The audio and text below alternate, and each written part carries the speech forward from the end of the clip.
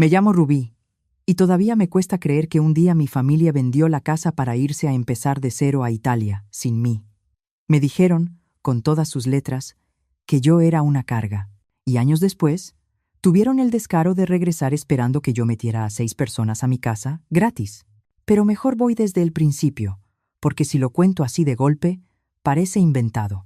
Yo llevaba 2 años estudiando la carrera fuera de la Ciudad de México. Me fui a Monterrey con una beca parcial en una universidad privada. No era beca completa, ni de lejos. Así que mis papás pagaban una parte de la colegiatura, o eso hacían hasta que un día decidieron que ya no. La verdad, entre clases, tareas y el trabajo, casi no iba a la casa. Además, cada vez que regresaba, sentía que yo estorbaba. Desde siempre, mis papás tuvieron una favorita. Mi hermana mayor, Emilia. Siempre Emilia. Cuando éramos niñas, a ella le tocó el cuarto grande. El que tenía ventana bonita, espacio para escritorio, closet decente. A mí me mandaron al cuartito pegado al área de lavado, donde se escuchaba la lavadora como si estuviera en mi cama. Cuando Emilia cumplió 16, le compraron coche. Nada del otro mundo, pero era coche. Yo cumplí 16, y mi papá me soltó, sin pena. Tú puedes caminar. Es bueno para la salud. Emilia tuvo clases de piano, de baile, de pintura, cursos de verano, de todo. A mí me decían, ahorita no se puede, Rubí, no alcanza. Y yo me quedaba callada porque discutir no cambiaba nada. Lo más desesperante era que sí alcanzaba. Simplemente no para mí. Emilia se casó a los 22 con Julián, un tipo que trabajaba en una empresa grande y que a mis papás les cayó como si fuera el premio mayor. Yo fui a la boda, claro. ¿Y sabes qué? Ni siquiera me invitó a ser dama de honor. Las damas fueron sus amigas de la universidad. Yo me quedé sentada viendo todo como invitada de relleno. Mi mamá no paraba de decir que todo estaba perfecto, y mi papá se la pasó hablando de negocios con Julián toda la recepción, como si eso fuera lo importante. Después de esa boda, mis redes se volvieron una tortura. Abría Facebook o Instagram, y era foto tras foto de mis papás con Emilia y Julián. Comidas familiares, fines de semana, salidas de improviso, festejos, lo que fuera.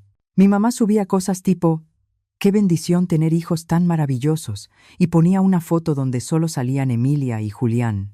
Decía, hijos, en plural, pero yo no aparecía nunca.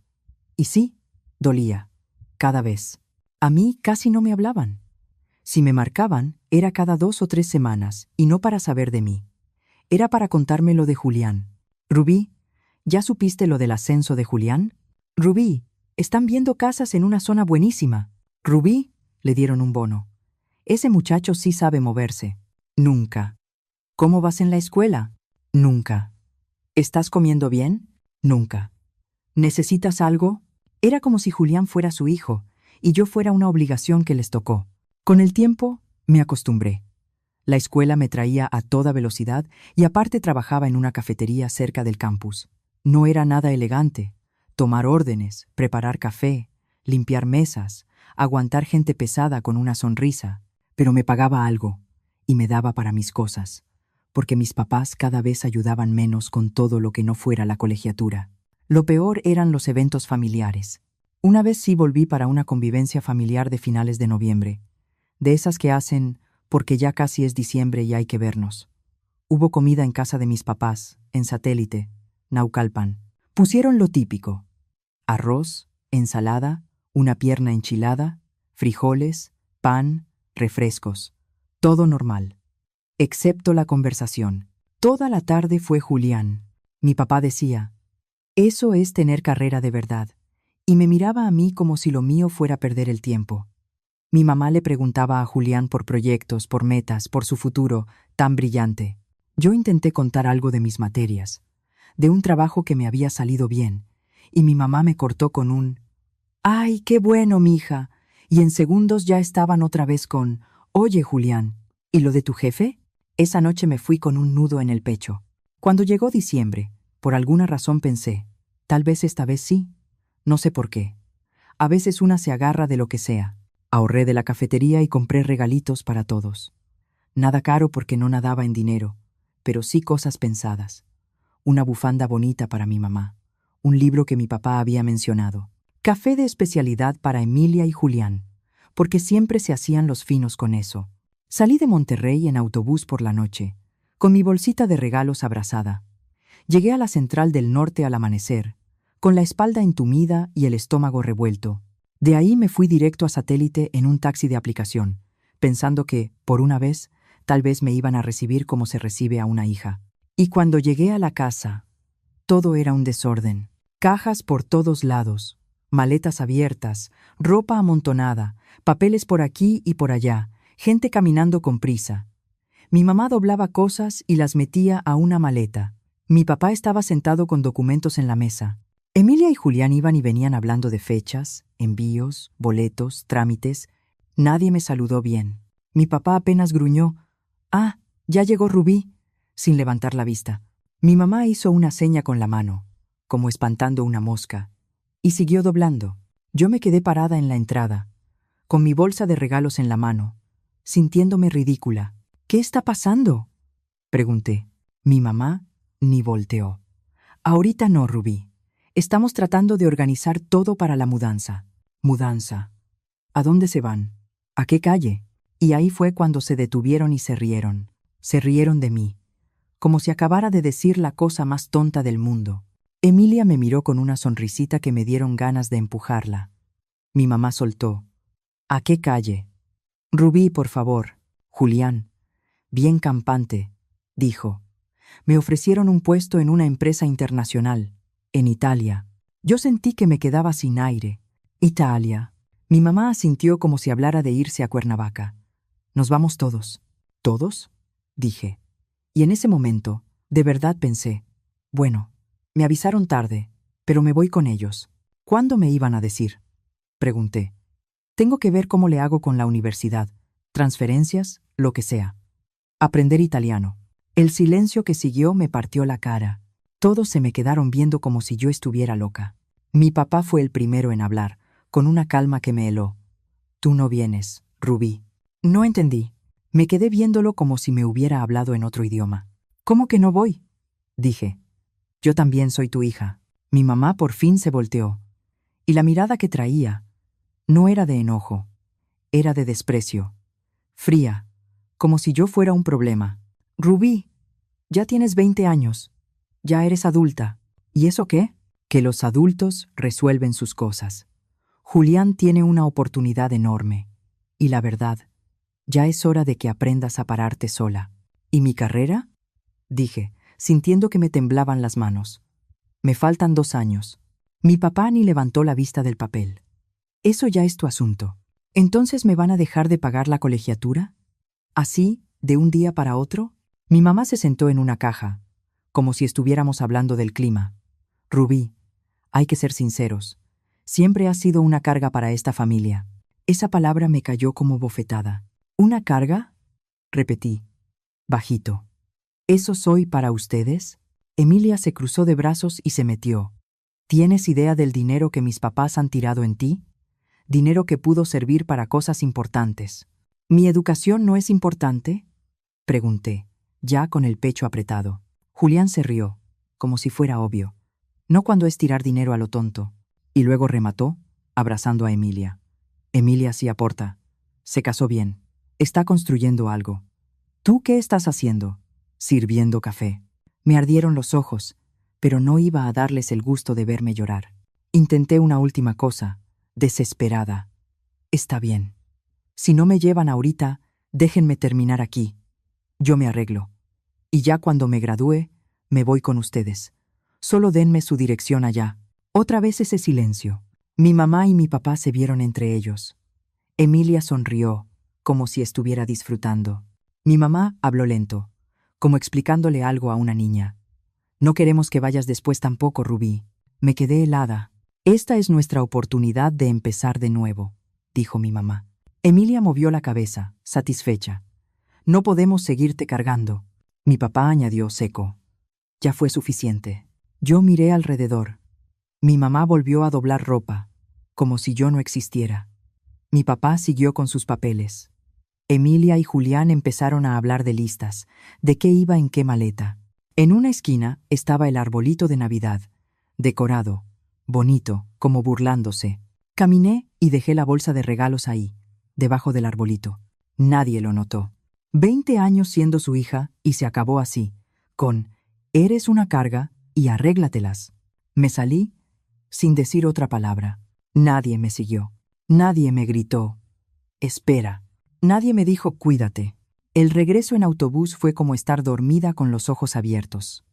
Todo el camino me repetía lo que dijeron.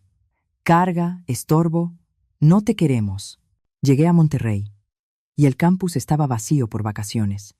Mi cuarto se sentía frío, silencioso, como si el mundo se hubiera apagado. Ese día de Navidad comí sopa instantánea y unas galletas baratas que saqué de una máquina. No hubo cena familiar, no hubo llamadas, no hubo feliz Navidad, nada. Al día siguiente, me obligué a pensar en números, porque si me quedaba en el dolor, me hundía. Necesitaba, en total, alrededor de 550,000 pesos mexicanos para cubrir los 2 años que me faltaban entre colegiatura y el costo de vivir en Monterrey. Pero no era un dinero que yo tuviera que juntar de golpe. La universidad tenía un plan de pagos por semestre, y yo tenía que ir sobreviviendo mes con mes para no perder el lugar. Así que me tocaba a mí. Fui a la cafetería y le pedí a mi jefa más turnos. No bonito, no cuando se pueda. Se lo pedí con vergüenza y con urgencia. «Necesito trabajar lo más posible», le dije. «Agarro lo que sea, el turno que sea». Ella me vio con cara de que entendía más de lo que yo dije, y me empezó a meter dobles cuando se podía. Mientras otros descansaban, salían o se iban con sus familias, yo trabajaba todos los días. A veces, 12 horas, entre clases y turnos. Me dolían los pies, me dolía la espalda, pero lo que más dolía era el miedo de no juntar a tiempo para el siguiente semestre. Compraba lo mínimo. Nada de ropa nueva, nada de salidas, nada de «me lo merezco». Cada peso se iba para la colegiatura o para lo básico. Además, me aferré a una cosa: subir promedio. Si lograba mantenerlo alto, podía renovar la beca y, con suerte, aumentarla. No era magia, pero cada porcentaje de descuento contaba. En enero, una prima me avisó por mensaje. Mis papás habían vendido la casa de satélite y se habían ido a Italia con Emilia y Julián. No dejaron dirección, ni a la familia, ni a nadie, como si quisieran borrarme del mapa. Y, ¿sabes qué? Me dio coraje, pero también me dio claridad. Ya estaba. Ya no eran mi familia. Los siguientes 2 años fueron duros como piedra. Trabajo, escuela, tareas, turnos, comida barata, café por sobrevivencia. Y esa terquedad que me mantuvo de pie. Me gradué con buenas calificaciones y con un título que pagué yo sola, semestre a semestre. Sin ayuda, sin felicidades, sin foto familiar. Al salir, conseguí trabajo en una agencia de mercadotecnia. Nada de película, pero sí un sueldo decente. Renté un departamento chiquito y empecé a vivir como adulta de verdad, sin pedirle nada a nadie. Y me quedé con esa mentalidad de la universidad. Si quiero algo, lo trabajo.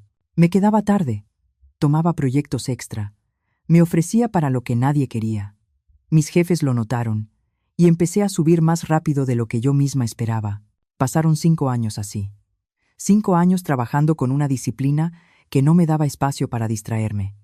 Mientras mis compañeros salían por una cerveza, yo me quedaba afinando presentaciones. Mientras ellos se iban de viaje, yo agarraba proyectos para juntar más. Cada bono, cada aumento, cada peso extra se iba al ahorro. Yo tenía una meta, mi propio lugar. Cuando por fin junté para el enganche, compré un departamento chico de una recámara, en una zona que no era de lujo pero sí decente y bien conectada. El día que firmé, me temblaban las manos. Era mi nombre, mi crédito, mi responsabilidad. Sin aval. Sin tu papá te ayudó. Sin nada. Los siguientes 3 años fueron de meterle todo a la hipoteca. Nada de lujos, nada de «luego veo». Quería terminar de pagar y sentir que de verdad era mío. El día que hice el último pago, lloré. No de tristeza, de alivio. Pero con el tiempo, el departamento se me quedó chico. Yo ya estaba mejor en el trabajo, ganaba bien, y empecé a pensar diferente. Quería una casa de verdad, con espacio, con un patio, con la idea de que algún día pudiera formar una familia sin sentir que vivía apretada. Vendí el departamento y compré una casa en la zona metropolitana. No era una mansión, pero tenía 3 recámaras, un patio y esa sensación de aquí sí respiro. Y por primera vez en mi vida adulta, estaba feliz. La casa la fui arreglando poco a poco. Muebles sencillos, plantas, detalles. El trabajo iba bien. Y yo salía con Marco, un hombre tranquilo, buena gente, de esos que no te presionan ni te compiten. Simplemente te acompañan. Habían pasado 10 años desde aquella Navidad. 10. Y un martes en la noche me llamó Patricia, prima de mi papá. De esas familiares que siempre han sido más justas que los que se dicen los más cercanos. Rubí, tengo que decirte algo, me dijo. Y desde el tono supe que era malo. Tus papás están de regreso en México y te están buscando. A mí se me apretó el estómago. ¿Cómo sabes? Tu mamá me habló la semana pasada. Me preguntó si tenía tu contacto. Que te han querido localizar, pero cambiaste de número. Yo había cambiado el número 2 veces desde la universidad, justo para que, si algún día se les ocurría aparecer, no pudieran. Patricia, dime que no les diste mi dirección. No, mija. Claro que no. Yo sé lo que pasó. Solo quería avisarte. Capaz que van a buscar a más familiares o que la saquen por cualquier trámite. Colgué y traté de seguir con mi vida. Me dije, no me van a encontrar. Ya pasó mucho. ¿Para qué me buscarían ahora? Pasó casi un mes. Y de verdad, lo saqué de mi cabeza. Hasta que un sábado, en la tarde, mientras yo pintaba la recámara de visitas, sonó el timbre. Abrí la puerta y ahí estaban. Mi mamá, mi papá, Emilia y 3 niños que yo no conocía, pegados a las piernas de mi hermana. Se veían distintos, más grandes, sí, pero sobre todo cansados, apagados, como gente a la que se le cayó el teatro. Yo me quedé parada con el rodillo en la mano, congelada. ¡Sorpresa!, dijo mi mamá, con una voz fingida, alegre, como si llegara a visitarme por gusto. ¿Cómo me encontraron?, pregunté, casi sin voz. No contestaron, nada más pasaron junto a mí y entraron como si la casa fuera suya. Venían en bola, con los niños al frente, y yo tardé un segundo en reaccionar. Los niños se soltaron a correr, tocando todo. Uno agarró una figurita de una repisa y casi la tira. Emilia se sentó en mi sala, sin pedir permiso, y acomodó al más chiquito en sus piernas como si estuviera en su casa. Miró alrededor y dijo, «¡Qué bonito! Hay espacio». Mi mamá caminaba por la sala, viendo paredes, midiendo con la mirada. «Sí, esto nos puede funcionar». Yo parpadeé, tratando de entender. «¿De qué están hablando?». Emilia soltó aire, harta, como si yo fuera lenta. Julián resultó ser un sinvergüenza. Me senté en una silla porque sentí que me iba a caer.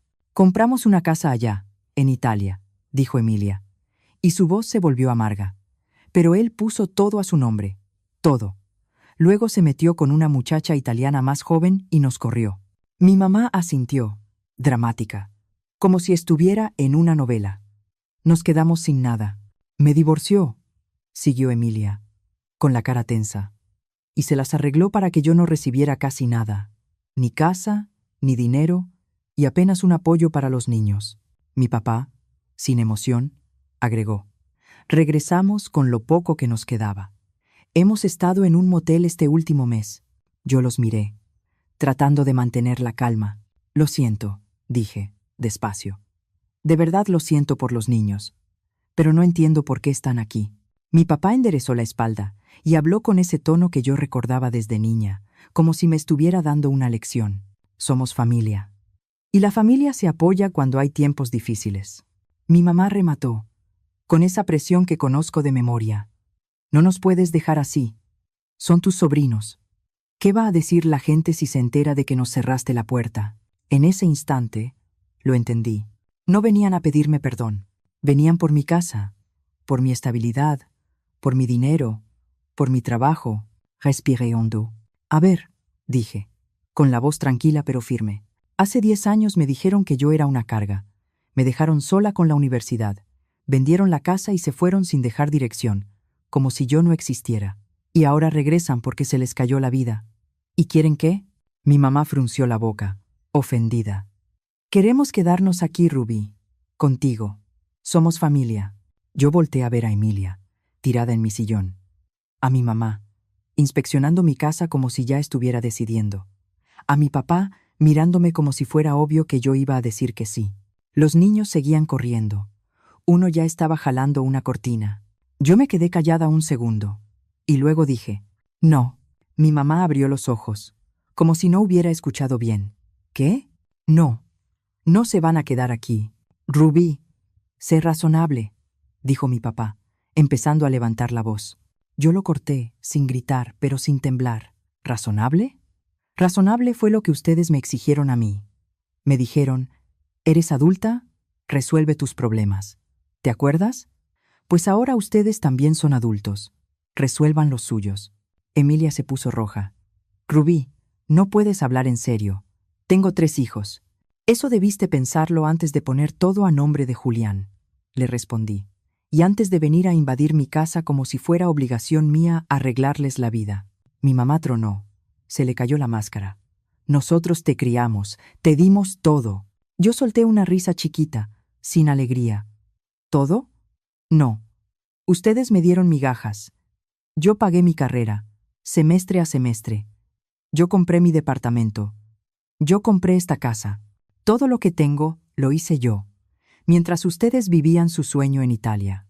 Los niños dejaron de correr. Se quedaron cerca de Emilia, como sintiendo la tensión. Mi papá intentó su voz de víctima. Rubí, hija, tienes que perdonar. La familia es la familia. Lo miré a los ojos. Sí, dije. La familia es la familia. Y hace 10 años, ustedes dejaron claro que yo no era parte de la suya. Caminé hasta la puerta y la abrí. Por favor, dije, señalando la salida. Váyanse. Mi mamá abrió la boca para decir algo. Emilia me miró con ojos suplicantes, pero no era súplica real. Era cálculo. Era miedo a perder su plan. Rubí, no hagas esto, dijo Emilia. Yo me quedé firme. No estoy haciendo nada. Solo estoy aplicando la misma lógica que ustedes usaron conmigo. Se fueron, pero mi mamá, antes de salir, me susurró con coraje. Te vas a arrepentir. Ya verás. No nos vas a dejar así. Cerré la puerta y me quedé temblando. No porque dudara, por el coraje. Yo pensé que ahí terminaba, pero unas semanas después, me alcanzaron de otra forma. Un día, llegando del trabajo, un actuario me entregó unos papeles. Me quedé parada en la banqueta, leyendo y sin creerlo. Mis papás me estaban demandando en juzgado familiar. Decían que yo tenía que darles pensión alimenticia como ascendientes. Pedían entre 60 y 70,000 pesos mensuales. Una cifra exagerada, de esas que se ponen para presionar. En los documentos afirmaban que eran personas mayores, que no podían trabajar, que estaban enfermos y que, como su hija, yo estaba obligada a mantenerlos. Adjuntaron certificados médicos, donde supuestamente estaban incapacitados. Yo me quedé viendo esas hojas como 10 minutos, hasta que el enojo me subió como fuego. Esas mismas personas que me abandonaron, que me llamaron carga, ahora querían sacarme dinero cada mes. El descaro era brutal. Llamé a una abogada ese mismo día. Me la recomendó una compañera del trabajo. Se llamaba Sarah Chen. Directa, seria, de esas que no te endulzan nada. Le conté todo y se quedó en silencio un momento. Entonces déjame entender, dijo. Te cortaron la colegiatura. Se fueron a Italia sin dejar forma de contactarlos. Y ahora quieren que tú los mantengas. Exacto. Bien, dijo. Vamos a armar esto con pruebas. Necesito evidencia de que tú pagaste tus últimos 2 años de universidad. Estados de cuenta, recibos, comprobantes de pago, registros de tu trabajo. Pasé un par de semanas sacando documentos viejos, buscando correos, revisando archivos, estados de cuenta donde se veían los depósitos de la cafetería, recibos de pago de colegiatura, comprobantes de inscripción. Todo. Fue horrible volver a ver eso. Me acordé de los dobles turnos, de vivir con lo básico, de ese estrés de, si no pago, me saco yo sola de la carrera. Pero tenía todo. Sara revisó los papeles y dijo, esto está muy bien, pero necesitamos algo más. Algo que muestre su abandono, algo escrito, algo claro. Y ahí me acordé de Patricia. Le hablé y le expliqué lo de la demanda. Qué cosa tan terrible, dijo ella. Pero, Creo que tengo algo que te puede ayudar. 2 días después, llegó a mi casa con un sobretamaño carta. Adentro venía una carta. Papel. De verdad, una carta. No tenía remitente. Pero venía con matasellos de Italia. Era de meses después de que se fueron. Patricia me dijo. La guardé porque, desde que la leí, me dio mala espina. Sentí que algún día la ibas a necesitar. La leí con las manos temblando. Mi mamá escribía como si estuviera orgullosa.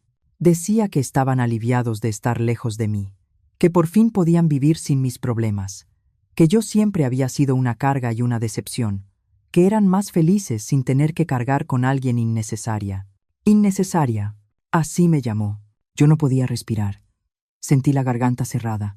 Patricia bajó el teléfono y dijo, y hay otra cosa. Me enseñó una grabación. Tu mamá me habló hace unas semanas. Estaba presumiendo la demanda, y como venía diciendo cosas raras desde antes, yo la grabé. Le dio al botón de reproducir, y ahí estaba la voz de mi mamá, clarita, diciendo que habían falsificado documentos médicos para que pareciera que no podían trabajar, diciendo que yo, seguro ganaba muy bien, y que era justo obligarme a compartirlo, que eso era para que aprenda por haberlos corrido. Me quedé helada. Sara escuchó todo y me vio con cara seria. Esto cambia todo. El asunto no se resolvió de un día para otro. Hubo notificaciones, idas y vueltas, y semanas que se sintieron eternas, hasta que, por fin, llegó el día de la audiencia. Mis papás llegaron con Emilia y los 3 niños. Iban vestidos como si fueran a misa. Mis papás traían hasta andaderas. Caminaban despacio, se quejaban, actuaban frágiles. Mi mamá lloraba como si se le fuera la vida. Habló de cómo se sacrificó por sus hijos. Dijo que me dio la mejor educación que el dinero puede comprar, que jamás pensó que su propia hija la abandonaría. Mi papá habló de su salud delicada, de que gastaron todos sus ahorros en mi carrera y que por eso estaban en la miseria. Todo era mentira, pero lo decían con una seguridad que daba miedo. Luego nos tocó a nosotras. Sara presentó mis estados de cuenta, mis recibos, pruebas de que yo pagué mi universidad semestre a semestre, pruebas de que vendieron la casa, pruebas de que se fueron a Italia, todo en orden. Después, Sara pidió permiso para presentar un audio.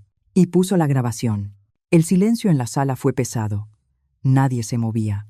La voz de mi mamá sonó confesando que falsificaron documentos médicos, presumiendo que iban a sacarme dinero, diciendo que era venganza. Mi mamá se quedó rígida. Mi papá tragó saliva. Emilia no sabía a dónde voltear. Después, Sara sacó la carta y leyó partes en voz alta, incluyendo cuando mi mamá me llamó innecesaria y escribió lo feliz que era de haberse librado de mí. El abogado de mis papás se puso pálido. El juez no estaba nada contento. Dijo, con toda claridad, que la demanda no tenía sustento y que había señales claras de mala fe, que existía evidencia de abandono, manipulación y un intento de usar el sistema para presionarme. Desechó el caso. Ordenó sanciones y una multa por la conducta fraudulenta y dio vista a la autoridad competente por el tema de los documentos falsos. Además, dictó medidas para que no se me acercaran ni me contactaran. Cuando salimos, mis papás intentaron acercarse, pero Sara se paró frente a ellos, firme. Ni lo intenten, les dijo. Si se vuelven a acercar, esto se complica más. Se fueron con la cara hundida. Emilia me aventó una mirada llena de odio y se fue detrás de ellos, jalando a los niños. De eso, del juicio, ya pasaron 2 años. Y si cuento desde aquella Navidad en que me dejaron sola, ya casi van 12. No he vuelto a saber de ellos, y no lo extraño. Patricia me dijo que se fueron a vivir a un pueblo lejos, en otro estado, como escondiéndose. No sé si por la vergüenza o por miedo a las consecuencias de lo que hicieron. Yo seguí con mi vida. Marco y yo nos casamos el año pasado. Él estuvo conmigo en todo, sin empujarme, sin decirme qué hacer, solo estando, a veces con un abrazo, a veces con un aquí estoy cuando yo me sentía chiquita otra vez. Ahora estamos hablando de tener hijos. Me emociona y me da miedo al mismo tiempo, porque yo sí quiero hacerlo diferente. Yo sí quiero que mis hijos se sientan queridos, vistos, seguros, que sepan que no estorban, que no son una carga. De todo esto aprendí algo que me costó años. La familia no es solo sangre. La familia es quien se queda, quien te cuida, quien te pregunta cómo estás, de verdad, quien celebra lo tuyo sin hacerlo competencia, quien no te usa cuando le conviene. Mis papás me lo enseñaron de la peor forma, pero me lo enseñaron. Yo construí una vida sin ellos, y es una buena vida. A veces me pregunto, ¿qué hubiera pasado si los hubiera dejado entrar, si hubiera sido la buena, la grande, la que perdona todo? Pero luego me acuerdo de esa carta, de la grabación, de la forma en que me miraron como si yo les debiera algo solo por existir. No les debía nada, nunca les debí nada. Y hoy, por fin, soy libre.